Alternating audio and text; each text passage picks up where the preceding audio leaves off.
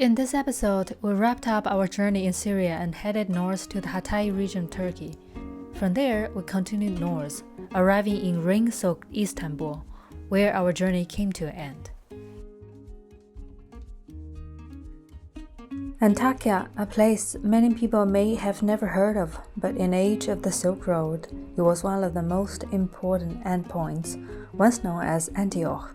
Caravans from Persia crossed Mesopotamia, passed through Aleppo, and arrived here. Goods were unloaded, reworked, and shipped across the Mediterranean. It was a gateway where the wealth of the East flowed into the West. At that time, Istanbul was still just a small Greek settlement. But Antakya's history has never been a quiet one. Sitting on a fault line, it has been destroyed and rebuilt again and again. The latest was in 2023. A devastating earthquake struck southern Turkey and northern Syria, and much of Antakya was reduced to ruins.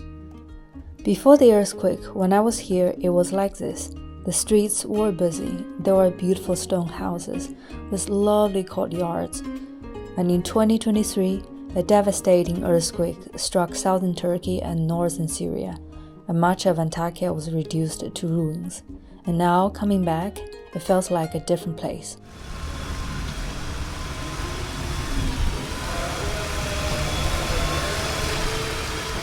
So I used to live on this street in this hotel last time, but now it's gone. And I remember this street is a very busy street with lots of restaurants, but now they are all gone. The whole city is like a big construction site. Look at that. There are many abandoned buildings in the city, so I am actually in one. Those buildings, they haven't fallen apart yet, but they are not so safe to live in either. You can still see the damage. The walls are falling apart. And look at this, the staircases. And it has been 3 years. The city is still recovering from that earthquake.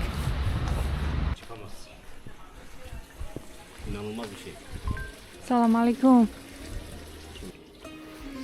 Yeah, it seems the people have worked a lot to rebuild it. We have seen many new buildings. Bir yıla kadar daha güzel olacak. Recep Tayyip Erdoğan gelip açılışını da yapacak. Herkes konteynerden çıkacak, evine girecek inşallah. It will be even better within a year. We'll come and inaugurate it, and hopefully everyone will move out of their container homes. How many people are still living in the containers?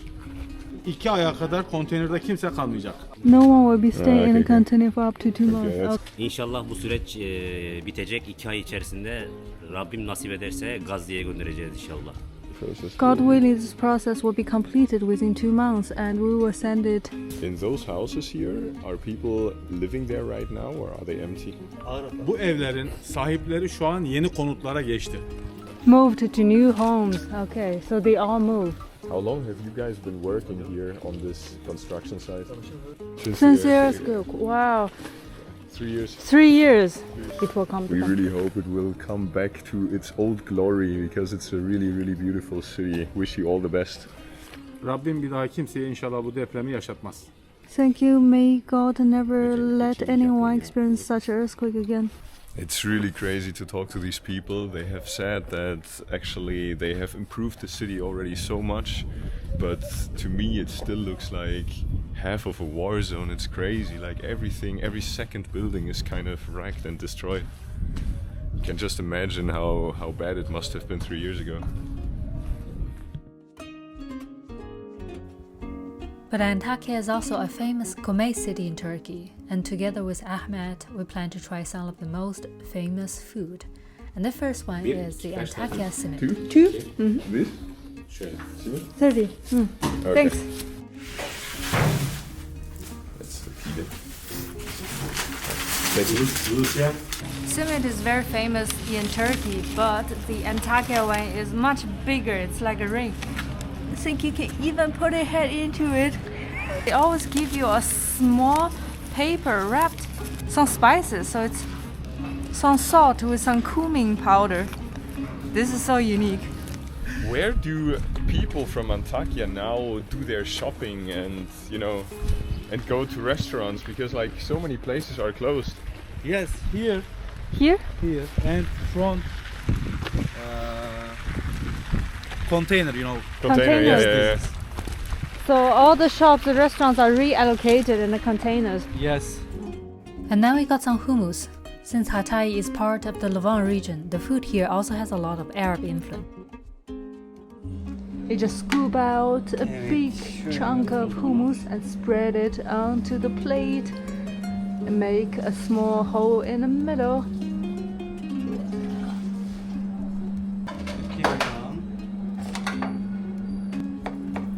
Turşu mu attın abi? Evet. But hummus with fried egg, I think Turkey might be the only Middle Eastern country doing it this way. Görmüş olduğunuz yumurtayı böyle çekiyoruz. Biraz pul biber. Some more spices, chili flake. Baklayı ver. Çok acı değil mi? Çok acı da yiyemeyecek kadar değil. And now I got a second dish, this time a bean paste. Ha tamam, yenilmiyor bu. Göstermek için getirdin değil mi? Evet. Ha, tamam. Nice.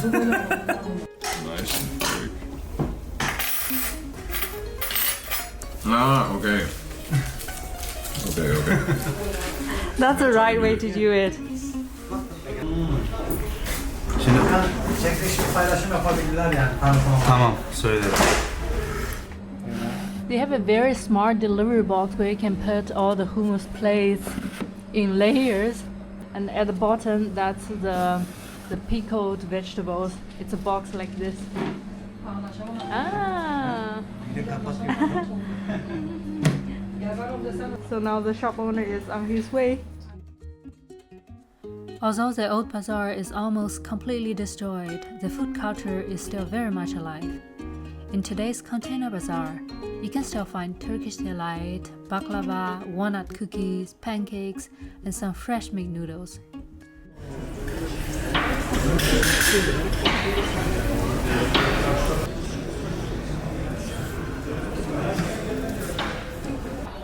This is a local dessert shop. They make kumbe. Oh, wow. Thanks. Wow. Each of us got a gift from the shop owner. Good? It's very delicious. There's chocolate inside.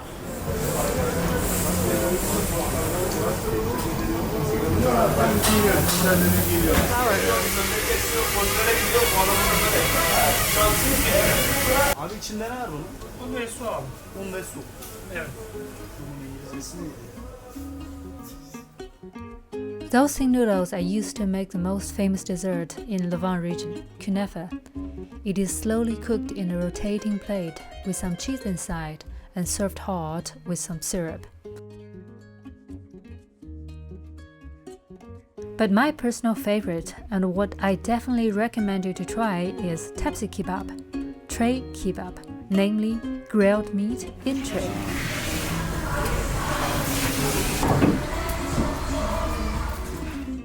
But first of all, you need to buy the meat in a butcher shop. Ha, söylerim. Ne diyeceğim sucuk olmadan? Boşver, sucuk herkes de var. Bunu çeksin.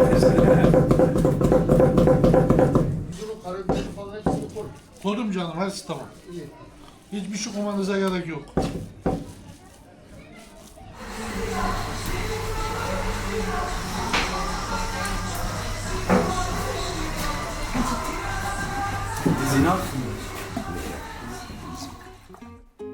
The butcher chopped meat together with various spices, then shape it into flat patties and place them on paper or trays.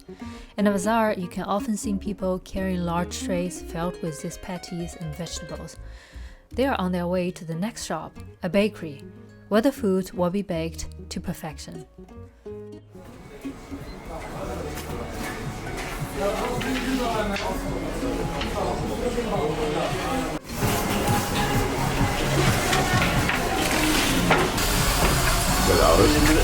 I think so. Wow.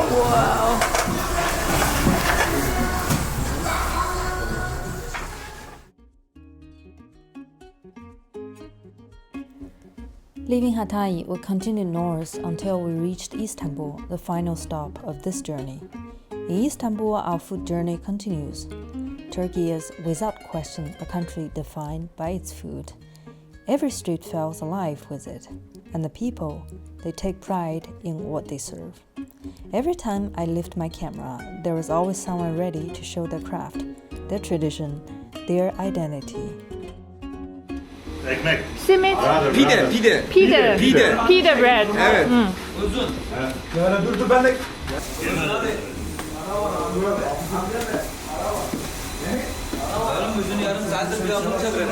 This is one of the most traditional bread in Istanbul. Pide. Al. Pide. Al sen. Orhan'ı da çek bir tane. Orhan. Oğlum sizi çek Orhan. Ah, you ride motorbike. Paris. Catching the dough and then hello. And then they put it on this big stove and it goes through the whole machine. And then when come out, it's already baked. Gülümse. Bu elimizdekiler ne? Awesome. Okay? Okay. Sen de gel. Gel beraber gel. We just came to this bakery. I want to take some photos. They asked me in, and Modelleri göster, fırını kapattılar lan. Turkish people are very outgoing. Many people in this bakery are from the Kurdish part of Turkey. So Turkey is also a country with a different ethnicity. Ama ben Türkçe güzel konuşuyorum. Ama bende İngiliz problem. Türkiye'ye geliyorsunuz, nasip pide, burada pidelerimiz güzel. Her zaman gelin, bekleriz. Çıkın gelin. There are mainly two kinds of bread. One is this one, and the other one is more flat, more like an Arab bread, which is very flat and thin. Thank you. Okay. Turkish people are so outgoing. There is no introvert in this country. So we paid 30 liras for this brand, which is like 60 cents, and it's 5 so fresh. Yes. It's so delicious. Soft, fluffy, and warm.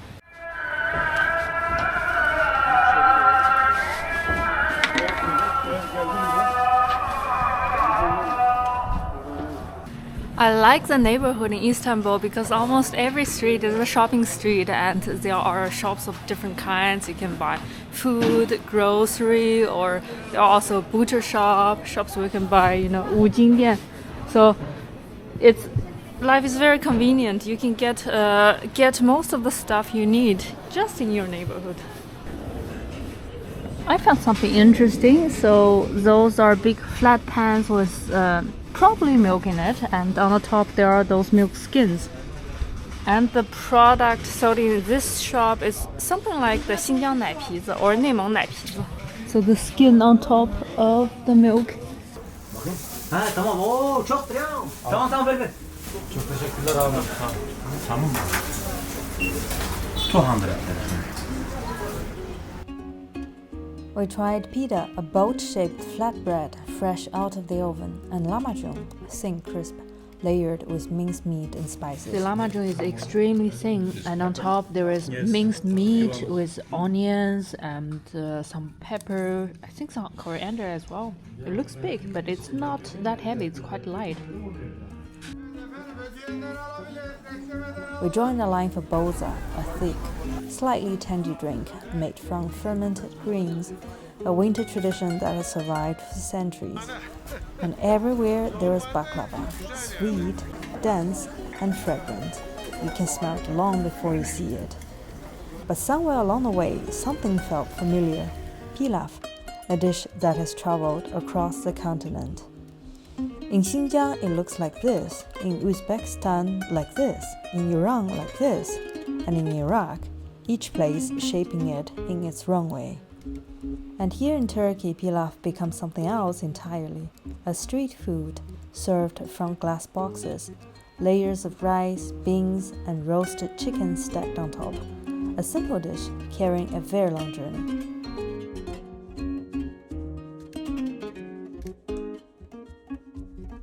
Because Istanbul is not just a city, it is one of the final gateways of the Silk Road, For centuries, goods, people, and ideas traveled thousands of kilometers only to arrive here.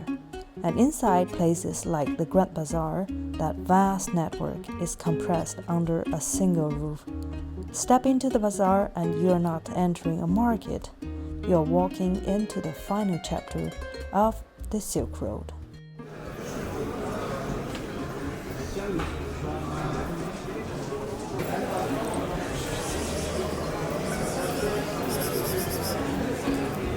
This is one of the oldest mosque in the bazaar. If you want, this is typical Turkish pattern. You can record it. Yeah. Ben Çin'i diyorum. Evet. How many? Are there many small mosques like this in the bazaar? Yes. Maybe 5 or 4. Yeah. 5 or 4? Yeah. Wow. And in the prayer time, we call him like Imam. He's coming outside the balcony and he's speaking the ezan, you know. Yeah. They're coming to calling for the prayer.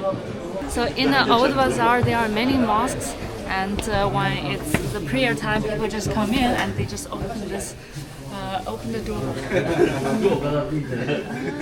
Okay. Wow, it's a very small mosque. Place. But it has everything: the cleaning place, and the shelf for the shoes, and also the prayer place. Wow. So when it's prayer time, the imam goes there. Like normally 5 time, Yeah. but in morning and for evening time, Yeah. we are home. That's why there here is 3 time. 3 times. Yeah, but normally 5 time.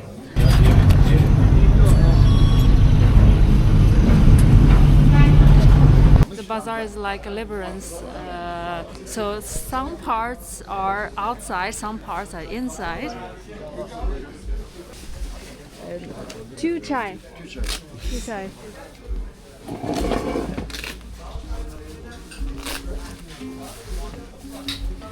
This is another very important thing in a bazaar, the chai guy. So there is a small place where he makes chai and then he would carry the chai and walk around in the bazaar and serve it to all the shop owners. Sugar? No. Ben 2 tane alayım abi. No sugar.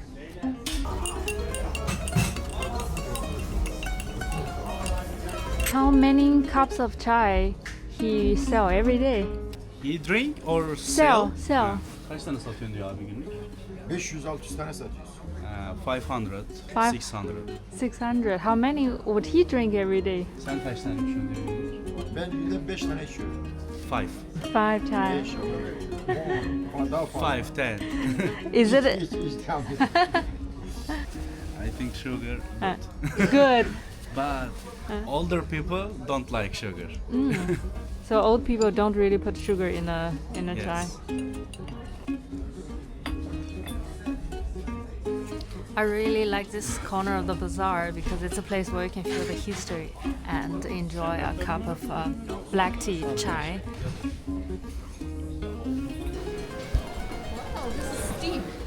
Yes. You should go right. Turkey, all time right.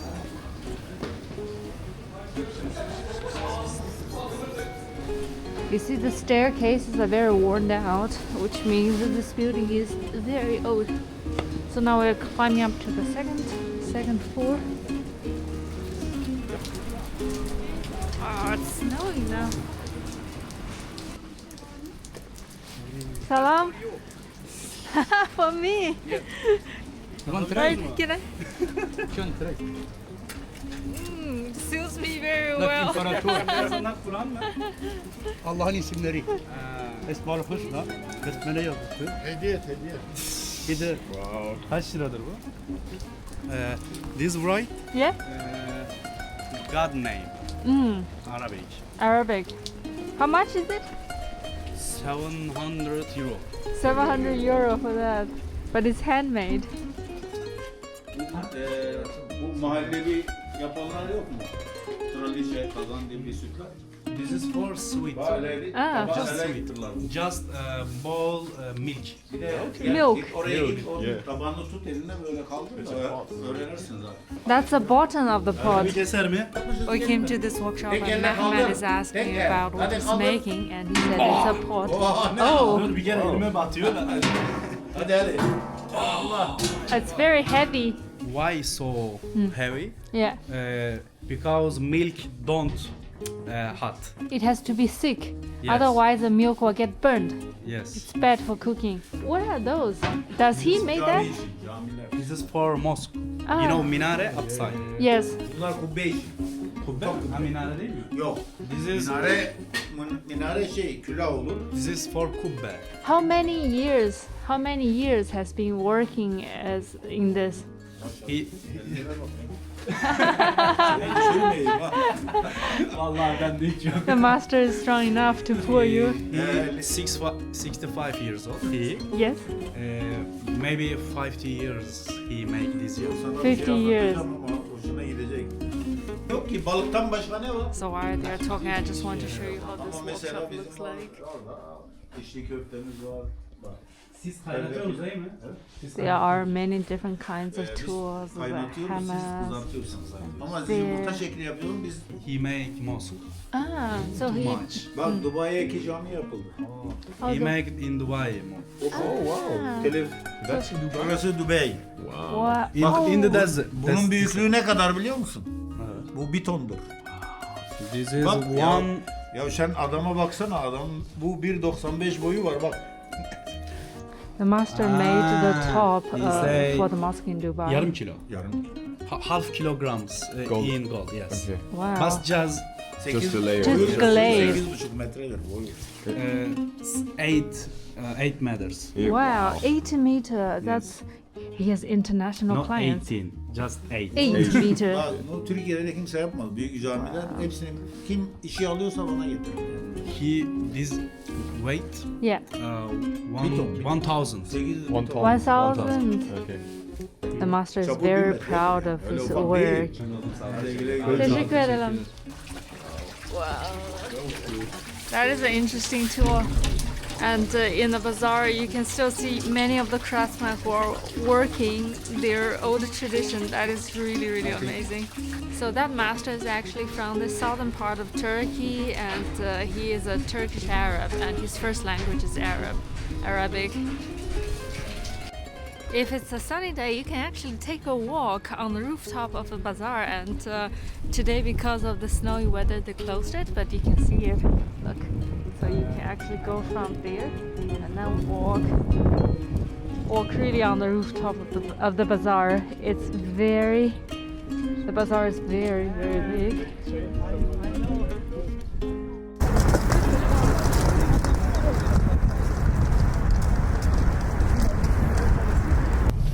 There are so many people who are fishing here, and they got those small, tiny fish.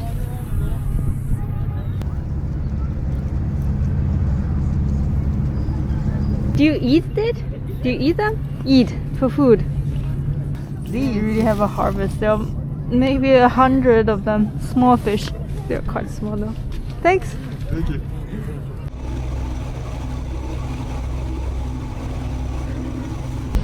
We just bought the ferry and we're ready to cross into Europe. This is Bosphorus, a very narrow strait, but it is so critical. So it's a connection point between the west and the east. It's also the place where all the overland Silk Road ends, and starting from this place, all the caravans, they will load their goods onto the big ferry, and then the trade goes on to Europe.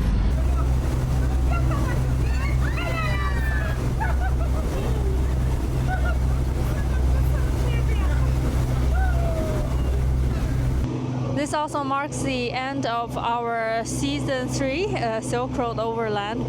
So we hope you like this episode, and for more information you can also check our website. It's called littlechineseeverywhere.com, and if you want to support our work, you can also check our merch section. So thanks for watching, and see you next time. Bye bye.